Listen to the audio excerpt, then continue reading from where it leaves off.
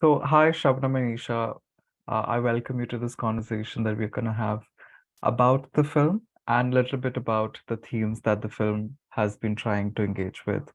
A little bit about the film for the viewers who haven't been able to watch the film.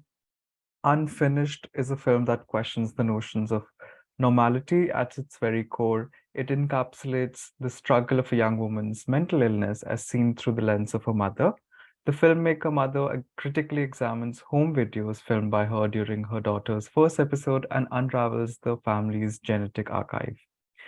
A little bit about Shabnam before we move forward. Shabnam Sukhdev is an award-winning filmmaker and educator with a double major in psychology and sociology in her undergraduate studies and a B.Ed in special education. With a postgraduate diploma in cinema from the Film and Television Institute of India, she worked as writer, director, producer in the Mumbai film and television industry. Driven by a strong social conscience, her films revolve around the core issues of identity and culture, feminism and sexuality, migration, and mental health. She teaches courses in scriptwriting, film production, documentary filmmaking, and art history. During the MFA program at York University, Toronto, Shabnam completed her deeply personal documentary titled Unfinished, inspired by her caregiving journey. She is currently pursuing her PhD in theatre and performance studies at York University, where she is researching the transformative power of performance in family therapy. We also have Isha Chopra with us as well, who is the protagonist of the film Unfinished and also daughter of Shubnam. I welcome you both. Thank you. Hi. Thanks for having us, Saransh. Yeah, it was an honor, to be honest, to finally meet you. We have screened your film Earth Crusaders in the past as well, and again, fantastic documentary, I would say. Thank you. Um, just to begin with, Shabnam, you have contributed greatly to the film industry, and you've had made documentaries as well. This particular film is very different than the rest. So, can you give us a glimpse of how Unfinished actually is very, very different from the projects that you've undertaken in the past? Yeah, sure. I think my journey about making films about the self as subject really started with The Last Adieu, which was a film about my father. I think at that time, I kind of understood that telling personal stories is my strength. But you're right, I have never been as vulnerable as I have in Unfinished. Perhaps it might be because we created this project during the pandemic. So when we were dealing with our own personal struggles of mental health, um, I kept on documenting, and that has been in my nature. I just document, and when I'm documenting, I'm not sure what's going to happen with the material. It is Mm, something, maybe a way of coping with my reality, and that is something which Isha sets up very beautifully at the opening of the film, mm, that my mother makes films to cope with her demons. And perhaps that's the primary reason why I make films.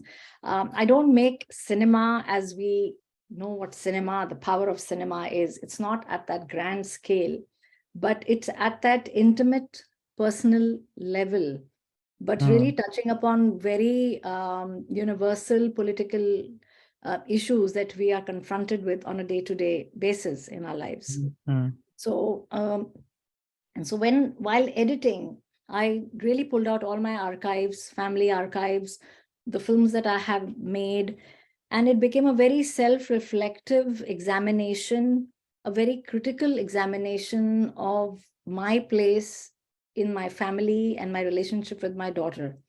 So it forced me to really be harsh sometimes, you know. mm, So mm, the vulnerability was stretched to its limits. And what I mm, realized through the process of making the film, it made me stronger mm, in confronting these issues, of coming out and sharing our predicament with people and using it as a tool for combating the stigma which is Mm. associated with issues of mental differences, with neurodivergence, things like that. And the more research I did, the more my understanding grew. And I don't think I would have been able to make this film anywhere but the safe space of the master's program that I was enrolled in at the time. And that's how the film came about. And Isha, I mean, at many times I was ethically conflicted about pointing a lens at my daughter.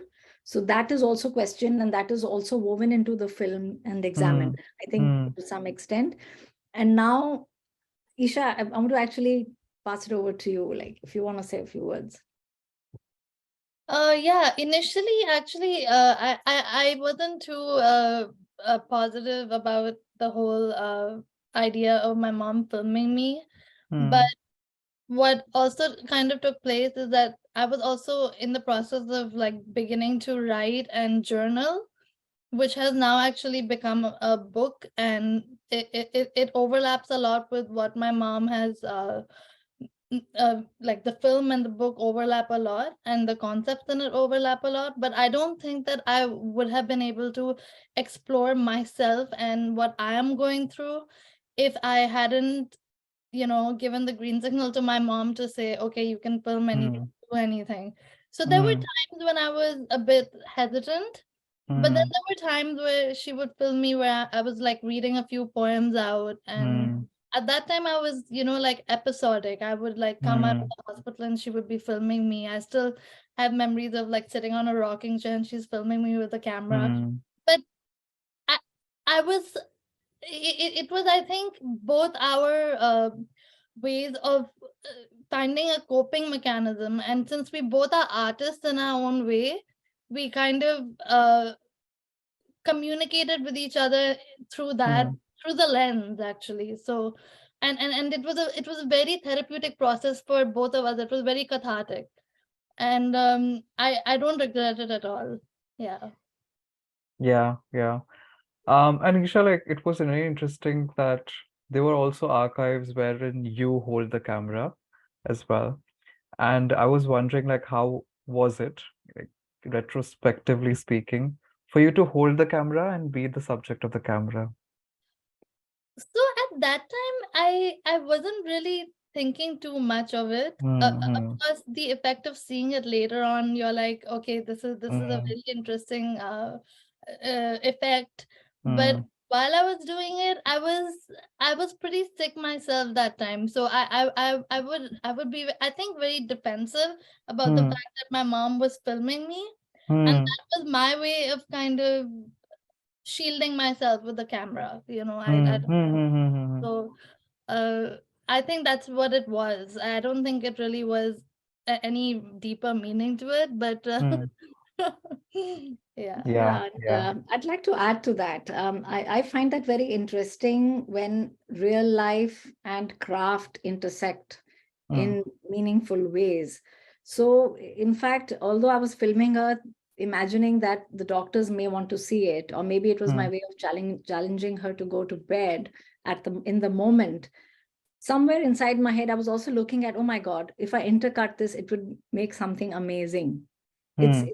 it's very cruel as filmmakers. You have those dichotomies within you, Mm. Mm. you're experiencing life, but you also feel you're a scavenger for stories in Mm. life. So Mm. when you become a scavenger of stories in your own life, you Mm. can really scrape deeper and you can really examine so many things which you've never thought about before. And I could Mm. only look at this material literally 15 years after. I didn't have the courage to look at these videos. So they were Mm. just archived and put away in the hard disk. And so when I first looked at it, it kind of hit me. And I said, oh my God, this has to be the opening because it is so self-reflexive, the idea of both of us, looking at Mm. each Mm. other. It's Mm. almost a methodology Mm. in any creative field. Mm. So we went ahead with it. And yeah. I Yeah. I also wanted to mention that when a caregiver is going through all of us, they remember very clearly all these experiences. But as for the patient, their memory kind of sometimes gets like wiped out once the episode is over. And I think there might be a medical reason for that, but for me, I think it's because we don't want to associate ourselves with anything negative. So I think everyone in their life, if they go through anything as traumatic or negative as that, they automatically wipe it out. So I feel like what the caregiver goes through is far more powerful and dramatic, and than what the patient goes through. Because for me, I was just holding that camera, but for her, she went through 15 years of not even wanting to see that footage. And for me, that footage didn't even exist until I saw it. Yeah, So, yeah, yeah. yeah. Shabni, you also brought up a very important theme, of having different identities and working through those identities within the film as well, right? Like you as a filmmaker, as well as mother, Isha as a person, and also caregiver. Isha as a person who is undergoing some difficulties, but also an artist, also a poet in certain ways. So many identities coming together in the film. And I wonder like how it was to be able to like manage or like, um, fit in these identities into the same film, because I know like 40 minutes doesn't give justice to our lives, but how was it to fit in? And yeah, Isha, whether you're happy with what has come through. Yeah. See, identity is not a single entity. Identity Yeah, is made up of a lot of layers, yeah. Identities are also fluid. So, when you migrate, you rediscover another aspect of yourself. You surprise yourself sometimes. So, and I think our identities are also very informed. It's very gender specific because we both Hmm. of us are women. We are Hmm. up against a very misogynistic framework. Hmm. Hmm. Isha experienced domestic violence in her life. I have also endured psychological violence to quite an Hmm. extent, and I thought it was Hmm. okay.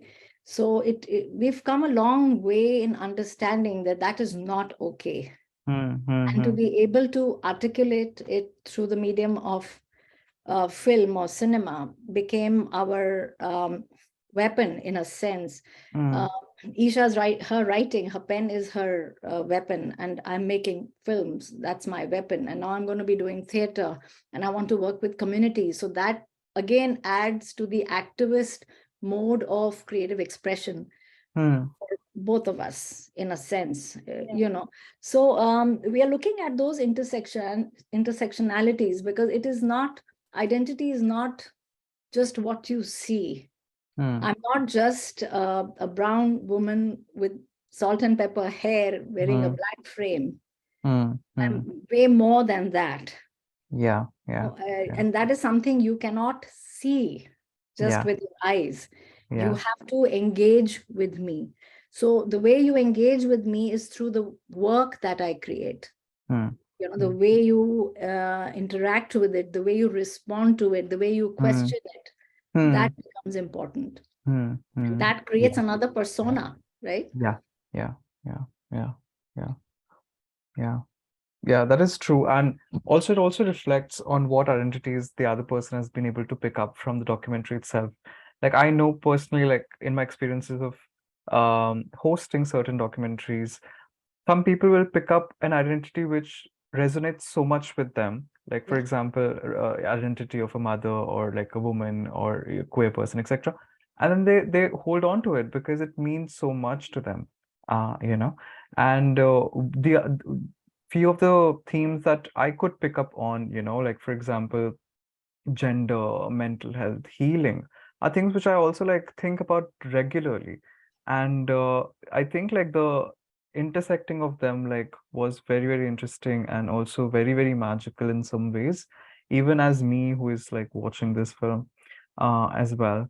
Um, and one thing that I was thinking about, because I have involved myself in the mental health sector in India, now in the UK as well, is that like how, like there's a question about healing itself, like who is the one who is guiding us in that respect, like, the institutionalization of healing and who tells us what to do, and the the puzzling question of like what is best for me, what is normalcy, and as you put it, like, a square and circle that fits all, is that what where we want ourselves to be in.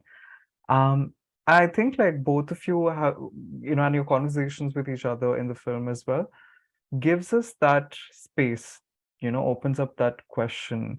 And I'm sure, like, it also features in other of your works as well. So how was it to engage with that question itself? And I'm sure it's like a decades old engagement for both of you. Isha, would you like to start with this? Okay. Why don't you go first? Okay, sure. Yeah. I'm thinking still. Yeah, no, absolutely, absolutely. Because like you're right, Saransh, it does take time to arrive at certain things, and those certain things are not a constant in any case, because your life experiences finally inform the way you respond to situations. And the way we're looking at healing, we're not looking at healing as mending. We're not mending anything, right? And recovery is not a destination, it's a process. There will be highs, there will be lows. And she has said that so plainly and so simply and so beautifully in the film. And that's what that moment of insight, or that moment of epiphany, which Isha did express in the moments when she was in the two worlds, she was situated in that realm. And manic. She did say a lot of truths, Yes. which kind of connected with me. And I felt it was so important to bring that forward, because I think that's a beautiful way of looking at neurodivergence. That's a beautiful way of looking at the other whom we think don't fit in with the way we function in our everyday life. That, how do you make it inclusive? How do you make it magical for ourselves? So that has been my journey, from being totally shocked, rejecting who my daughter was with her diagnosis, and then questioning the medical system, the clinicians, getting more agency into taking our lives in our own hands. Like her uncle says in the What you said about that, I was actually gonna expand on that. See, it's very important. Like, I don't know if I mentioned this somewhere in the film. I might have. It's very important. I have written this in my book, but it's important for the patient to take charge of their own healing process. And in this way, I mean, they should know that they need to reach out to certain caregivers in the community, whether it be some friends, sister, brother, family members, counselors, whoever it is. And also, don't just take any medication that the doctor gives you. Look into it. Also, research into it. Be an active part, and don't give in to the whole thing and kind of like say that, oh my God, now what am I gonna do? I'm just gonna ऐसे बह जाना नहीं चाहिए. You should. I don't know. That's what I had to say it in Hindi, but like you have to take charge. You have to take charge, and I think it's a process for every patient, because initially when you get your diagnosis, you kind of succumb to the illness, but slowly when you have one or two, or maybe your third episode, like for me, I think I became more powerful after I experienced my second or third episode, because I realized that, you know what, if I don't give a shit about myself, nobody is going to. And I am the most important for myself. So I have to take charge. And so then that's when I started to, talk to my counselors and talk to my doctors. And if for example, you don't think that you're receiving that kind of, like satisfaction from your family, you can seek it elsewhere. You don't have to tell yourself that, oh, you know what, I don't have any family members to talk to. You can talk to anyone on this planet if you need to. And the important thing is you do talk, because if you go into a shell and you close yourself off, it's going to be even harder to get out and heal. Yeah. That's a very beautiful way of putting it. Yeah, thank you for that, Isha. Yeah. Yeah. Um,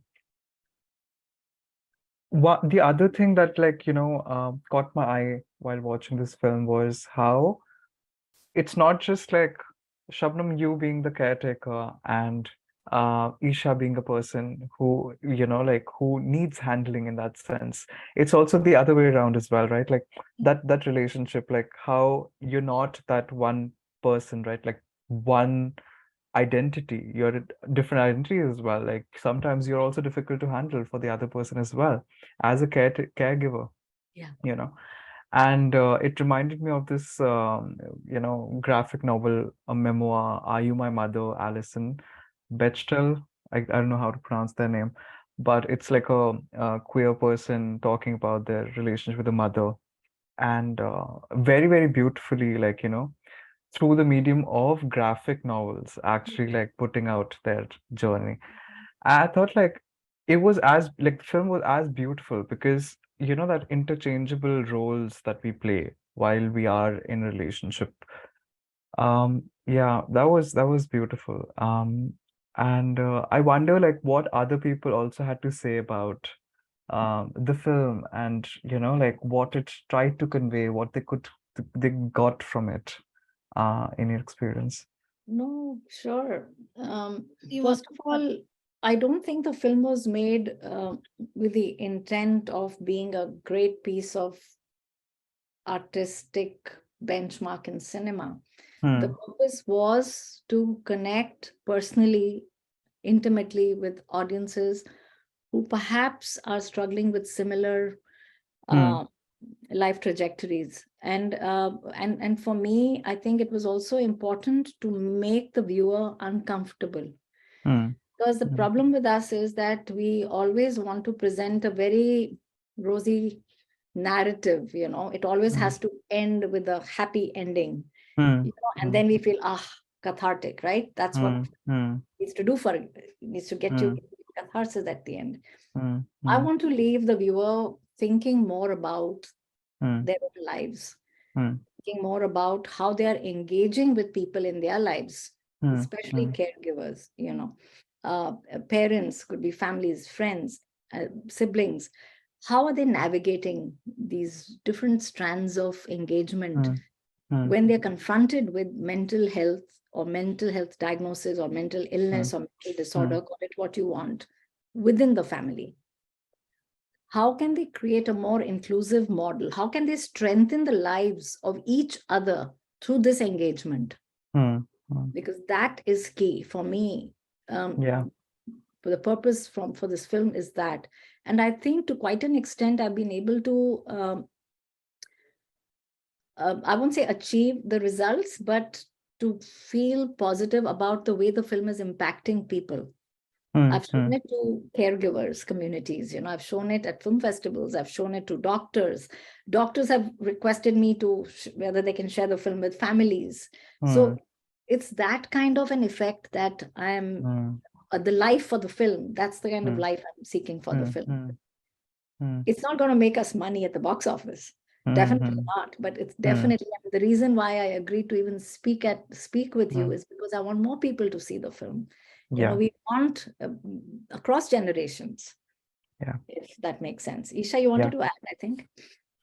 Yeah. I think I just wanted to say that mm, I think my mom succeeded at making it a very uncomfortable process for most people.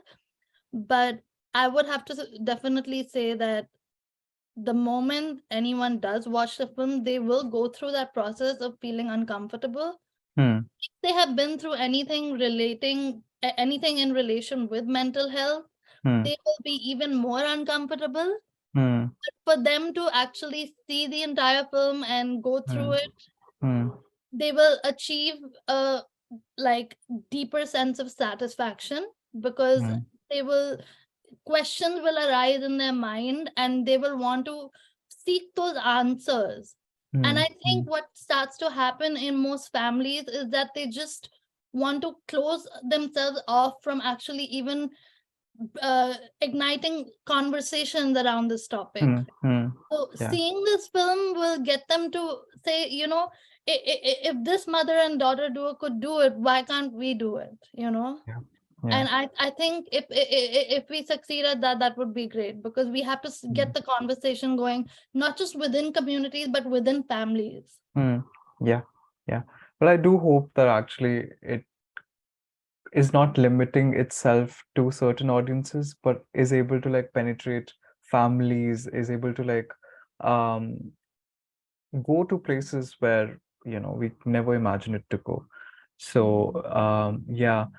Um the like I really connected with one of the things that you said, Isha, in the film, that I love life. You were explaining this to someone, and I just like that was a very emotional moment for me. Like that was a moment I was just like, okay, yeah, it sparked something in me. Yeah. And I think like it beautifully underlines the film as well, living life, and loving life, you know. So as a person who has struggled with mental health disabilities, what were some of the learnings that you could have presented, or you might have had to talk about, you were able to like engage with in this project as well as projects of yours? Because I'm very interested to know. Yeah, sure. So I think in the film it was I love life and love is life, life is love. Mm, mm, And that was when I was in a slightly manic phase. But mm, uh I think I've been very lucky to not actually experience very deep depression. So mm, when my mania speaks for me, I feel elated. Even if I'm in a sick state, I say thank you, mm, God, and I have mm, gratitude. mm, But talking about gratitude, I feel that one should also have gratitude for a mm, condition that I feel that you've been blessed with by the universe, because mm, honestly, I have this bipolar. It's made me who I am today. mm, So mm, I always say that this is another quote from my book, actually. If mm, my bipolar was a person, I would want mm, to hug it and love it, mm, mm, so apnana padega usko, like you mm, have to mm, really uh Embrace it. embrace it and accept it, because unless yeah, you don't do that, then you yeah, will always have a internal conflict within yourself, and yeah, living in yeah, a conflict is living a miserable life, yeah, yeah, so you have to be at peace with yourself, really. So I mean, I yeah. know it sounds very cliche, but it's No, no. Sometimes it's good to repeat. yeah. Yeah, yeah, yeah. Looking back at the film, in case if any of you want to change something or add something, what would you like to, um, what would you want to edit out or in?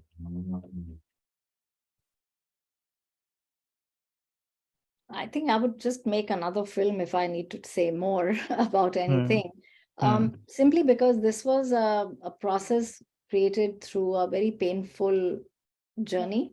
Yeah. hmm, And I was so close to it hmm, that I wasn't able to really get into the weeds of why this happens, hmm, really, truly hmm, speaking. But the hmm, film has raised a lot of questions about medication, for hmm, instance. hmm, You Yeah. know, that because that what if always comes to you, that what if I hadn't started Isha medication? What hmm, if I knew better? What hmm, if I could have been a more caring mom? What hmm, if I could have dealt with my own migration narrative hmm, better when hmm, things did go south? hmm, So one does think of all those things, and maybe of another film or another way of expressing it through theater, now that I'm doing theater and performance hmm, studies, think about how we can engage with those ideas more. hmm, hmm, And also the intergenerational piece. I think I would like to talk more about that. So I did start with my mom being in the first scene, where hmm, she's in the background and she's trying to balance the situation. But yeah. to see whether does the narrative have anything to do with her experiences, and how it has filtered down through generations. Hmm, I would hmm, like to explore that more. I definitely hmm, would like to do that. And also the role that the men in our lives play hmm, hmm, Yes, I would want or to explore complicate that. or hmm, hmm, complicate, Yeah. and talk more about that. But since we hmm, didn't want to get into the the weeds of ethical, the permissions, consent, all of that. Mm, We just stayed with each other. mm, mm, So Yeah. it's not like there were no men in our lives. I mean, there was mm, my son who was also filming. He mm, was the one who has actually filmed most of the content of the film with the He did iPhone. it. So, but what was he experiencing? I would really want mm, to weave in that narrative, because I'm sure it has impacted that 16-year-old who was holding that phone and filming us, because I was in no state. mm, A lot of the times I just didn't know. So the moment he knew I was talking to a doctor or I was engaging with my daughter, he would just film unobtrusively. So maybe mm, some skills he's picked up just watching me, mm, because he's assisted me on a couple projects. mm, So he mm, But sees that. So he did that. But he but must have been impacted. I'm certain he's impacted. He's silent waters run deep. So I really don't know what's really going on within him. But I guess at mm, some point he'll be ready to talk about it. mhm, mhm. yeah. Yeah. Isha, were you saying something? Yeah, I was just saying that I think that this was an interesting project for my brother to be involved in during the pandemic. I think it probably added more to his life than it did the other way. I mean, I don't know how much of a positive impact it had, but it Mm, definitely didn't have a very negative impact. I think he mm, was kind of supporting mom and mm, me, and mm, just being a good family member, really, and mm, taking it all in. mm, I think when you see something through the lens of a camera, mm, you really do feel like you're not in the room, mm, and you're mm. looking at the screen, and that's what you're just looking at. You're not even Yeah, there. yeah, yeah. So yeah, that's how I feel about him. And I also feel that the other thing that we could have included in the film was the impact that being a domestic violence victim had on my life, because I had spent a year with my ex-husband, and then of course I ended it because that was just too abusive. And that's what ended up in my episode, actually, because Mm, mm, I couldn't take the abuse. I've written about it at length in my book, which is going to be published in October by Om Books International. And I just hope that there's a lot of personal details in it, but mm, I knew that if I did not like properly, because it's a memoir, you have to kind of reveal the personal details. If you mm, don't, there's no point of it, right? वो mm, मजा नहीं mm, आएगा, no? mm. So anyway, I'm straying from that topic. No, no, yeah, But yeah, yeah. yeah, yeah, yeah. And I think like going back to the mediums that we've been talking about, the creative mediums, that we've used for our expression of inner thoughts and feelings, etc. Uh, what do you think about filmmaking as a medium of expression, a medium of documentation, a medium of engaging with oneself, um, just to have that communication, and I'm sure, like, even personal essays have a different impact, but like, how does videography play a role in that? Have you given it a thought, and like, how do the conversations on the subject have played out in the past? Yeah, I think you're actually answering your own question in a sense, because film is a very powerful medium. Today, with technology, film is on your fingertips, right? You're watching all kinds of films, all durations of films. You're watching memes. That's, in my opinion, is a film of a different kind, but it is. Mm, You're watching audiovisual. You're mm, engaging with that. You're allowing emotional engagement with mm, with small vignettes, and that is the amazing power of the medium. So it depends on in which phase of life or state you're in. You're ready to receive either a longer film or a shorter film to kind of deal with yourself. It's like the tonic or the dose that you need, you yeah, know. Like for the youth, I feel today just going on TikTok and creating something yeah, is yeah, amazing. It kind of expresses how they're feeling. So film yeah. is a medium that can express a feeling without using words, if you may. Mm, you know. And so I didn't have to say in the film that, oh my God, I am feeling miserable. You could see Hmm. it. Hmm. You Hmm. could see it just because of the way I was engaging with everything else in my environment with my daughter.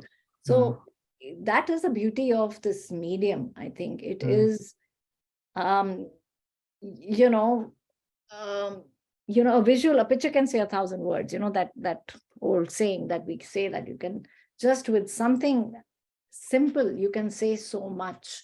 Yeah. And that is the brevity you cultivate with engaging more and more with your craft. It's very important to be constantly engaging with that more and more. And now that I'm working with theater, I've kind of challenged myself to say, okay, I don't have the camera. Now what am I going to do? But I'm still thinking of digital storytelling. I'm still thinking of getting folks engaged, literally pointing lens at each other and having a conversation and see how that looks. So I guess I cannot get rid of that medium, I mean, it's part of who I am, the part of what I do. And Isha is an artist in her own sense. She's a dancer, she's a performer. She loves music, she loves food, she loves people. She loves, and that's so beautiful to have her energy. Sometimes it gets too much, but that's who she is.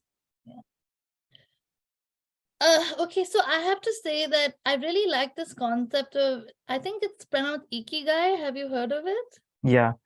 You need something. You need something or the other in your life to give you that spark, that reason to wake up, that purpose in life.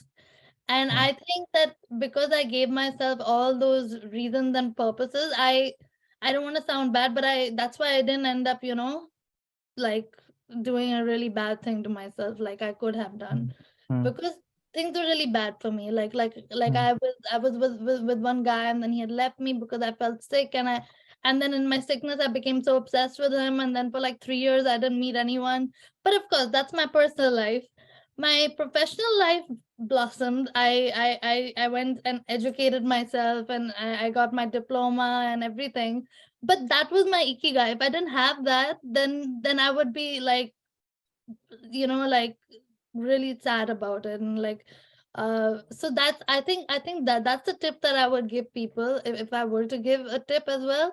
Apart from accepting your illness, also having a reason and purpose to live, and to kind of give you that motivation, to really excite you. And that doesn't mean doing weed or like getting drunk, or that's not what I'm talking about. Like real solid, like, motivation. Yeah. Well, these are all the questions that I had today, but any final Yes. thoughts? Yeah. No, I Shaggy. would just encourage audiences to be open to the film. Like, you might want to just stop watching after the first 5 minutes thinking, what the hell is going on? But if you give it time and receive it, something will shift. And I'm confident of that, simply because something shifted within me when I was making it. And simply because something shifted within all of us when we sat together as a family and viewed it. There was instant connection between all of us, almost like as if we were in a group hug. I would really encourage folks to give this film a chance, not as a film, but as someone relating their life and trying to form a connection with you. So I think that those are my last thoughts. Yeah, I hope so as well. And the film, of course, is running until 31st of May. So there's a little bit of time that people can go and watch this film. But thank you both for taking time out and engaging with these really, really crucial themes and questions. I'm really grateful. Thank you. Thank you so much. So maybe you want to stop recording and we can just talk for a bit. Yeah.